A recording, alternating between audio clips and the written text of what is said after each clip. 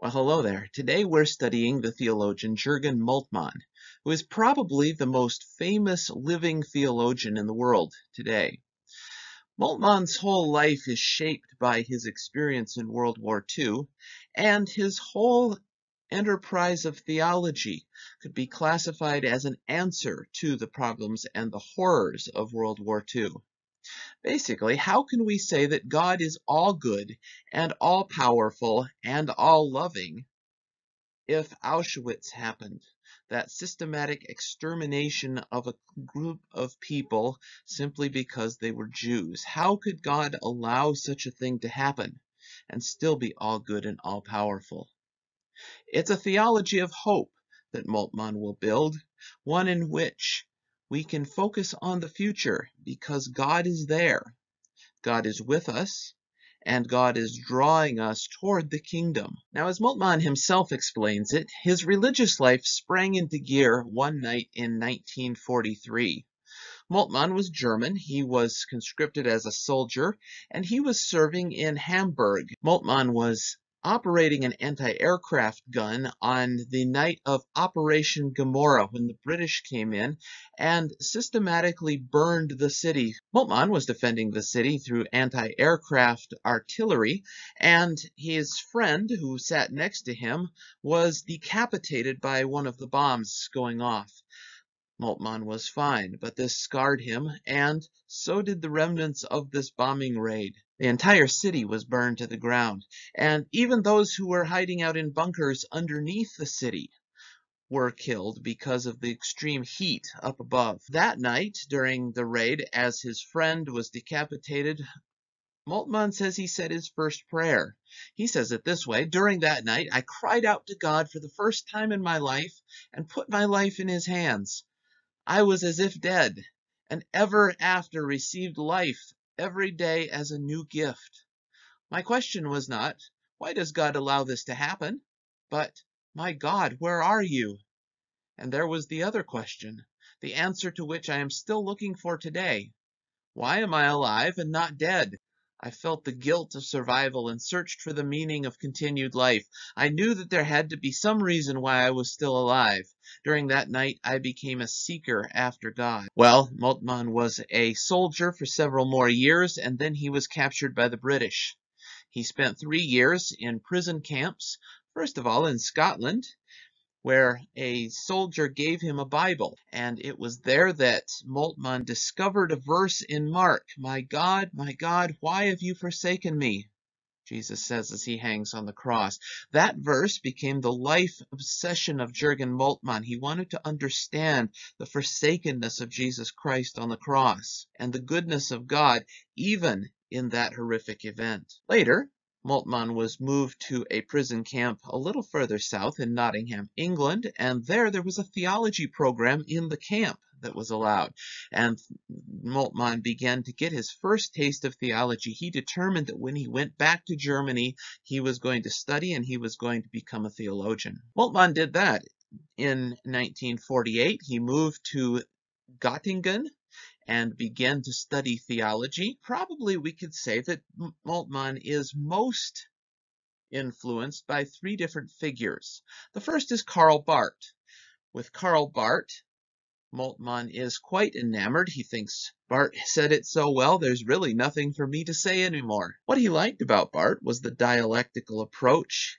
He liked the radical transcendence of God, and he recognized the need that human beings have for God.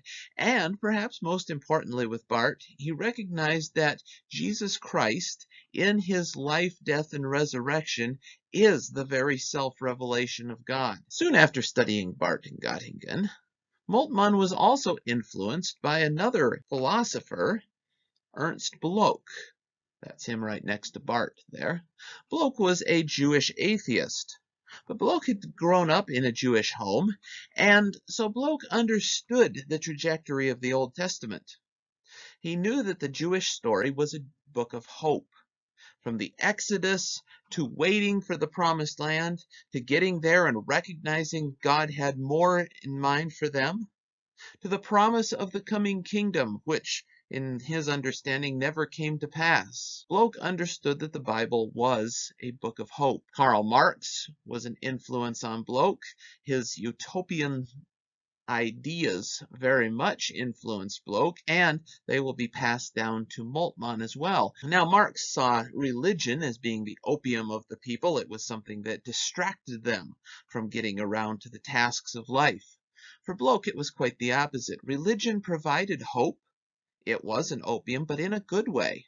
Everyone needed this in their lives because in a terrible world we need the reality of hope. Moltmann understands this from Bloch, and he takes up these ideas and begins to think through what theology would look like if it was built in hope, if it was built in the promise of a utopian society.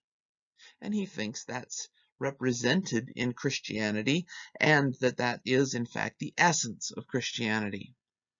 One more big influence on Jurgen Moltmann was Martin Luther. Now, for Martin Luther, the theology of the cross was central, and Moltmann picks that up once again with that verse, my God, why have you forsaken me?"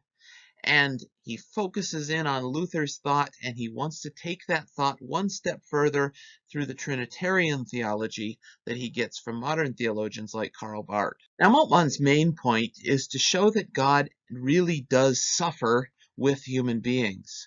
This is his answer to the problem of Auschwitz, that God really is there, that God really is suffering with human beings when they suffer, that God is drawing them in hope towards something greater, and that there is something greater for human beings, even in the midst of horrendous suffering in the world now. So he looks to Luther. In his nature, God cannot die, Luther said. But now that God and man are united in one person, when the man dies, that is rightly called the death of God. For he is the one thing, or the one person with God. This corresponds to his distinction between the external nature of God in relation to the world and the internal person of the Son of God in the relations of the Trinity.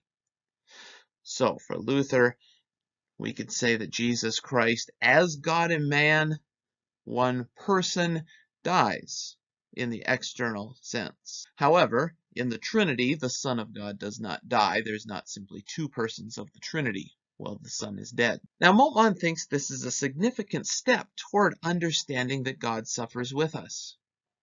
So he says, by means of the doctrine of the communication of idioms, Luther made special efforts to overcome the intellectual barrier against perceiving God in the death of Christ, a barrier which arose out of the doctrine of the two natures.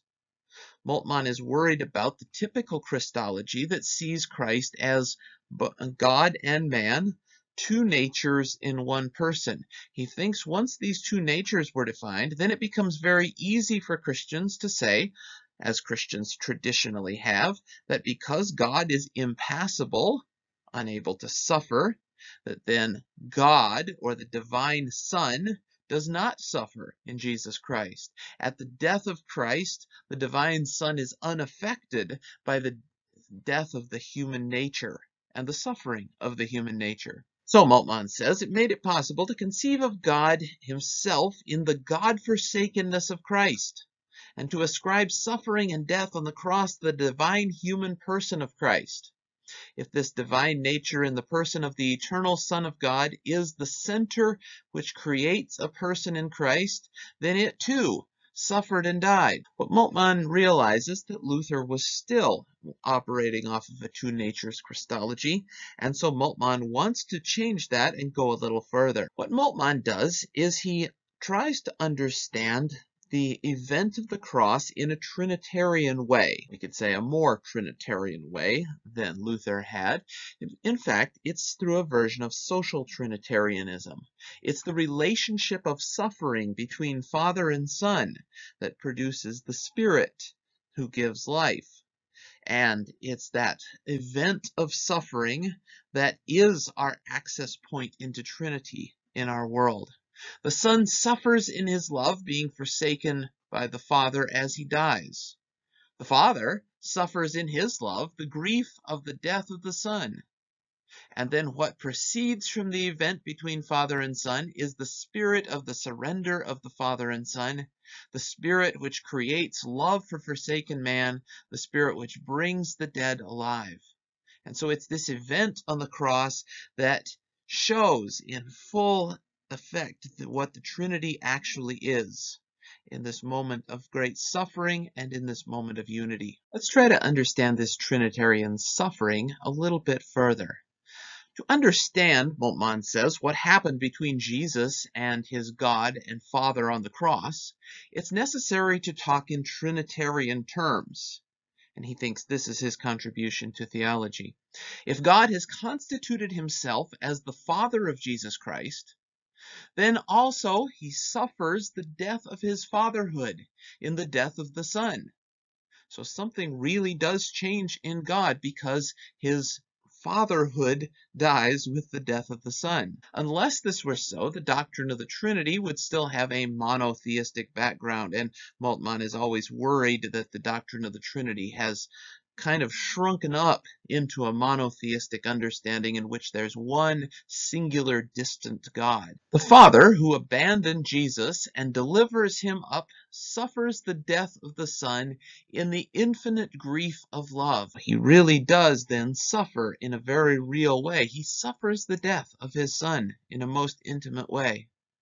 And yet, Moltmann says, let's be careful here. We cannot say that God died, because the Father did not die. He did suffer the loss of his fatherhood, but he himself did not die. Now the Son, for his part, suffers dying. And then the Spirit proceeds from the love between Father and Son as they suffer and as they love one another in that suffering. So what proceeds from this event between Father and Son is the Spirit which justifies the godless, fills the forsaken with love, and even brings the dead alive, since even the fact that they are dead cannot exclude them from this event of the cross. The death of God also includes them. So the Spirit moves forward, giving life and hope because of this event of love between Father and Son. Now remember, in Orthodox Trinitarianism, the Spirit is spirated out through the love of Father and Son, that act of love toward each other. That's what Moltmann is emphasizing here, and it's the Spirit then who gives life and recreates in hope. We could push this a bit further with Moltmann's reflection on 1 John 4. God is love. That is, he exists in love. He constitutes his existence in the event of his love. God is love. For all eternity past, Father and Son and Spirit exist as love toward each other. God exists as love in the event of the cross. That seems to follow. Thus, the concepts of earlier systematic theology, it is possible to talk of a homoousion, they are of one being, in respect of an identity of substance, the community of will of the Father and the Son on the cross. Here's where Moltmann wants to bring a change. However, the unity contains not only the identity of substance, but also the wholly and utterly different character and inequality of the event on the cross. In the cross, Father and Son are most deeply separated in forsakenness, and at the same time they're most inwardly one in their surrender. So on the cross we see the contrast of opposites. They are most separated in forsakenness, and they are most one in their surrender toward each other. They are seen as being constituted in love, and that love is the spiration of the Spirit which recreates and draws creation into the hope and love of the Trinity. It is the crucified God that is the living God, and it is this living God, the triunity of persons, that draws us forward into his existence toward the promised kingdom in which everything will be put right and all suffering will be drawn into God in a full and complete way, so that what is left for us is enjoyment and happiness and delight in the reality of this God. The future, then, defines the present. Moltmann is asking us to shift our thinking in two paradoxical ways. One is from a theology of glory to a theology of the cross. He followed Luther in that one. from moving from a greatest being kind of theology where I grow toward perfection in my life and therefore I'm closer to God, to a switch to understanding God himself is most seen when he's most vulnerable at that event of the cross. That's the first switch Moltmann asks us to make. The second one is a move from past to future. We typically understand the past as setting up the future for us. Because these things have happened in the past, now I have these particular options open to me in life and not these options open. Moltmann wants to reverse that way of thinking. If God is the great omnipowerful being who, as a triunity of persons, calls us into his existence from the future, then God as future determines our present. What's in the past is in the past. That's taken up into the life of God. The sufferings and problems and difficult times that we've had, they are drawn up into the life of God, and we're drawn toward him in hope. In the hope and promise that he gives of one day everything being right in him. From first to last, Christianity is eschatology, is hope, is forward-looking and forward-moving.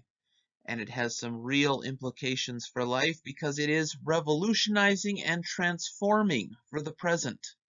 The eschatological is not only one element in Christianity, but it's the medium of Christian faith as such. The key in which everything is set, the glow that suffuses everything here in the dawn of an expected new day. So what do we have along the way? Well, we have some anticipatory signs of the future that weighs in on us. And those are most distinctly seen in the cross and in the resurrection, kind of seen as one event here. We've seen the triunity of persons in that event of suffering, but not just suffering, of God becoming one of us to take into himself the sufferings of the world. And he draws those into himself as a sponge draws away water in order to get rid of them, in order to pull them away from our own existence so that we can move toward the future, a future of happiness in God. And in God's perfection, he takes into himself our imperfections. So only if all disaster, forsakenness by God, absolute death, the infinite curse of damnation, and sinking into nothingness is in God himself, is community with this God, eternal salvation, infinite joy, indestructible election, and divine life. The bifurcation in God must contain the whole uproar of human history in itself. So God has taken all of that suffering by becoming one of us through the event of the cross. God draws all suffering of human beings into his own divine life in order to extinguish it. God is unconditional love because he takes on himself grief at the contradiction in men and does not angrily suppress his contradiction. God allows himself to be forced out. God suffers, God allows himself to be crucified and is crucified, and in this he consummates the unconditional love that is so full of hope. And so we're drawn forward into the hope of this triunity of persons. So what does Moltmann help us to see? What contribution does he make to theology? Well, I would suggest that Moltmann forces us to consider and consider again certain aspects that are right at the heart of Christian faith. The main thing that Moltmann forces us to remember is that we learn about God and we learn about ourselves from the event of Christ. We don't learn about God simply by the teachings of Christ. The essence of Christianity is not in the actions of Christ or in the teachings of Christ or in some idea. The essence of Christianity is in the event of Christ. And it's in the event of the triune God becoming one with us in our history. And Moltmann says both of those happen in the cross. And with Moltmann, I think, when we ponder the death and resurrection of Christ as that climactic event of God in history, the climactic self-revelation of God in history, we begin to focus on certain things that are essential for Christian faith. The first of them is hope in suffering. The promise here is that we do have hope, because the Trinity, that triunity of persons, calls us forward in hope, because God in the cross has taken on our hopelessness. God has made himself despair for the sake of our despair so that we can have hope. The second thing that Moltmann gives us are implications for a political theology. You see, if the fullest expression of the triune God occurs in the event the cross, then it does shape our minds about how we live with each other and how we understand power and leadership. God himself became weak so that we might be made new, and his strength is seen as our weakness shows. And so in implications for life, weakness is the means toward strength. Communities are built not on power structures and one person being great over another, but rather in self-giving love. And the real way forward, the reality in heaven, and therefore that should be on earth, is a life of self-giving love. That's what we see in the cross. That's what we see for Christians, and the willingness to be vulnerable is an implication of the event of God being vulnerable for us. Finally, Moltmann shows us that our lives should be, as Christians, lives that are lived forward in hope. They should be lives that yearn for the triune presence of God, the lives that live toward the hope that God promises to us. And this kind of life, then, is a dynamic moving forward in hope, forgetting about what lies behind, as Paul says, and pressing on toward the goal to win the prize.